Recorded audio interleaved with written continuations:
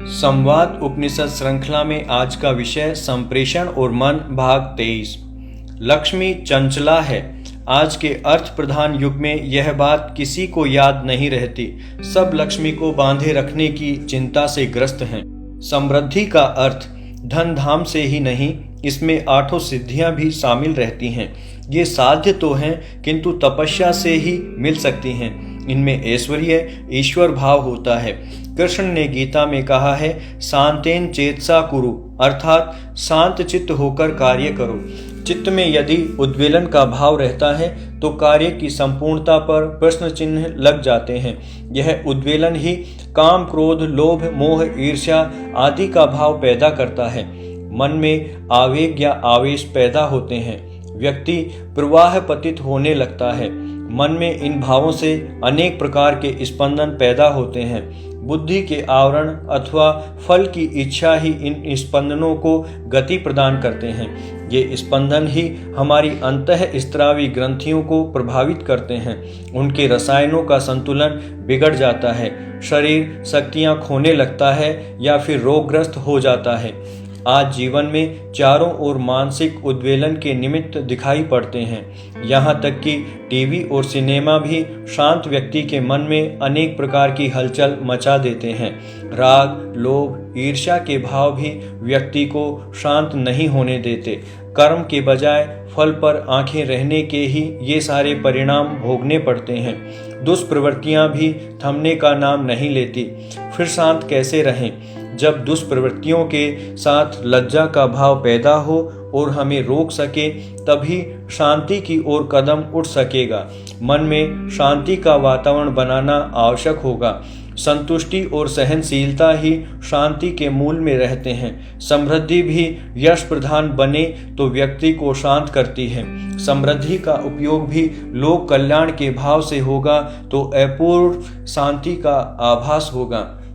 बुढ़ापे में जब शरीर जर्जर हो जाता है, कर्मेंद्रियां निशक्त हो जाती हैं, तब बाहर से व्यक्ति शांत ही नजर आता है। मजबूरी है, किंतु भीतर भी शांत ही होगा यह आवश्यक नहीं है। शांति की सार्थकता इसी में है कि शक्तियों के रहते हुए हम शांत रहकर कार्य करें और भविष्य में आनंद में स्थापित हों, कामनाओं पर विजय प्राप्त कर सकें। कामनाएं ही शांति और अशांति का आधार हैं। मन के वातावरण को बदलकर ही कामनाओं का मार्ग बदला जा सकता है। अशांति के मार्ग में तभी लज्जा हमें रोकेगी और माया भाव हमें विनम्रता के साथ शांति में स्थापित कर सकेगा। जीवन में सबको एक ही बात की तलाश रहती है, सुख शांति की। मजे की बात यह है कि जीवन के सारे दौड़ धूप भी इसी के लिए होते हैं और किसी को मालूम भी नहीं पड़ता कि क्या ढूंढ रहे हैं। न सुख का पता न शांति का। सच तो यह है कि हम अशांति और दुख को समझ जाते हैं, सुख शांति को नहीं समझ पाते। जैसे आदमी खुद को नहीं ढूंढ पाता, वैसे ही शांति को भी नहीं पकड़ पाता। आती है चली जाती है। अशांति का समय कटता भी मुश्किल से है। सुख का तो पता ही नहीं चलता, कब आया और चला भी गया। लगता है समय के पंख लगे होते हैं, तुरंत उड़ जाता है, फिर खोजने लग जाते हैं। व्यक्ति जब शरीर में जीता है तब वह सुख सुविधाओं को ढूंढता है, भोग विलास के व्यापार में खो जाता है। इसी में उसे शांति दिखाई देती है, भले ही बाद में इसकी हानि जान पड़े। अपने सारे अर्जन को भोग विलास में लगा देना चाहता है, चाहे धन हो, पद हो या यश हो। भोग की कमी अभावग्रस्त बना देती है। ऐसे व्यक्ति को अभावग्रस्त व्यक्ति सदा अशांत रहता है। एक बुद्धिजीवी अपने विषय में उलझा रहता है। उसे इस बात की जरूरत नहीं लगती कि विषय का व्यवहारिक पक्ष भी होना चाहिए। उसका अहंकार नई महत्वाकांक्षाएं जगाता रहता है। उसकी अस्मिता किसी और की बात को स्वीकारने नहीं देती। वह व्यक्ति व्यवहार में रूखा हो जाता है। कृष्ण कहते हैं कि ज्ञानाग्नि में सारे कर्म जला डालो। कितनी आग है ज्ञान में। ज्ञान जब समष्टि के बजाय व्यष्टि का रह जाता है, तब व्यक्ति स्वयं जलने लगता है। उसके भाग्य में शांति कहाँ लिखी हुई है? केवल मन के सहारे मनमानी करने वाला स्वच्छंद रहता है। मन को इंद्रियां चलाती हैं, कामनाएं भी मन में पैदा होती हैं। इन पर यदि अंकुश न रखा जाए तो सिवाय अनर्थ के कुछ और हो ही नहीं सकता। वह तो केवल विषयों के चारों ओर मंडराता ही रहेगा। एक तो मन पहले ही चंचल और फिर इसकी गति सबसे तेज। कौन इसे रोकेगा? कौन इसको बस में कर सकेगा? शरीर की क्रियाओं को बुद्धि रोक सकती है, मन की क्रियाओं को रोकने के लिए संकल्प भी चाहिए और अभ्यास भी। विशेष रूप से अभावग्रस्त मन को कामना सोच समझकर नहीं की जा सकती। यह तथ्य सदा हमारी दृष्टि से ओझल रहता है। कामना स्वतः पैदा होती है, इसमें मन का वातावरण महत्वपूर्ण भूमिका निभाता है।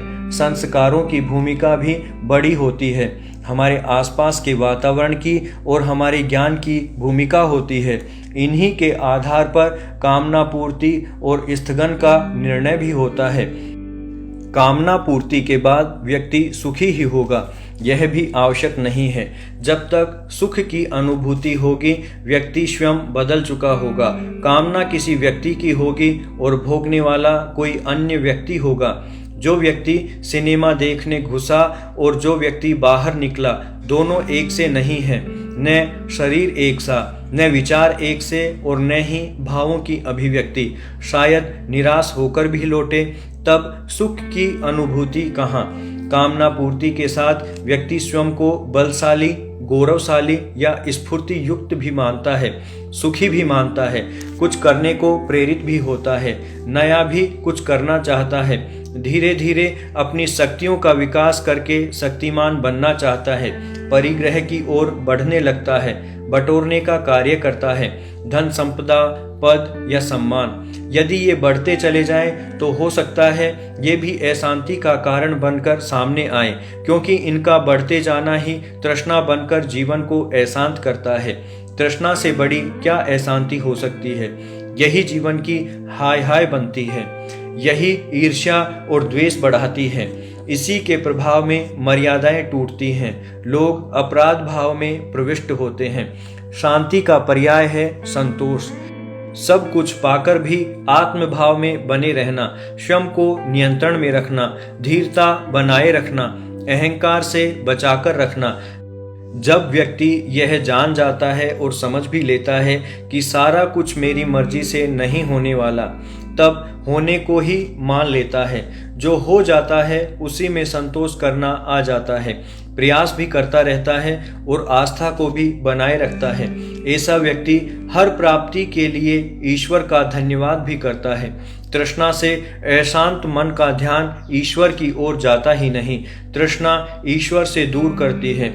संतोष नजदीक लाता है, कष्टों और तनाव से मुक्त करता है, जीवन का सम्मान बढ़ाता है। शांत मन ही स्थिर हो सकता है, तभी यहाँ प्रेम का वास होता है। अशांत मन अधीर हो उठता है, क्रोध करता है, दूसरों का सम्मान नहीं करता।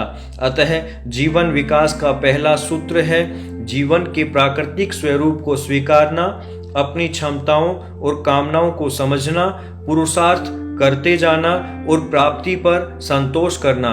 आत्मभाव में जीने का अभ्यास यहीं से शुरू होता है।